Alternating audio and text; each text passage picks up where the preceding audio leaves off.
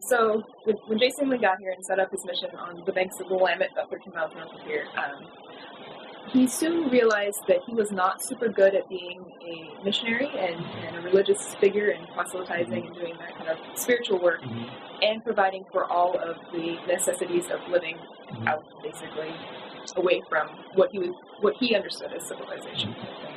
Part of their proselytizing work was to form a school, and the idea of being able to use education of children in their work so they started a school, and it was basically a boarding school. So above and beyond being in the area and taking care of themselves and doing their spiritual work, they're also taking care of a score of children that were brought in from various areas to live, work, and learn, basically.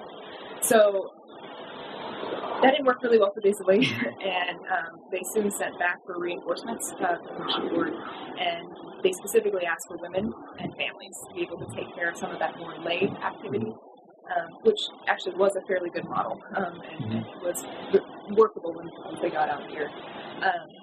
Long-term speaking, the mission lasted about 10 years, from 1834 when they first got established here to 1844 when they came to close the mission. In that time, they set up about 6 different mission stations all around the Pacific Northwest, covering a territory of about 300 square miles, as far north as Nisqually, the Tacoma area, as far east as the Dalles, out to the coast, and then down here in Salem. They created these kind of mission pods and covered a lot of territory, had a lot of folks working,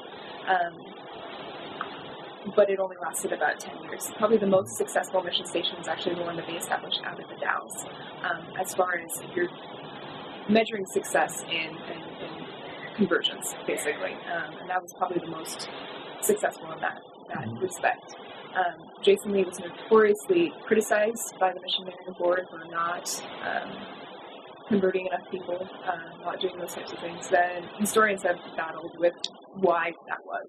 In some respects, by the time he got to the Willamette Valley, the population that he was meeting here of individuals had been decimated by smallpox and other diseases that had come through earlier waves of European immigration and settlement. So some estimates are that only 10% of the people that actually were living in the valley actually still were in the valley by the time he got here. So on a spiritual level, there's some doubts that he was very successful, but on a settlement level, he was extremely successful.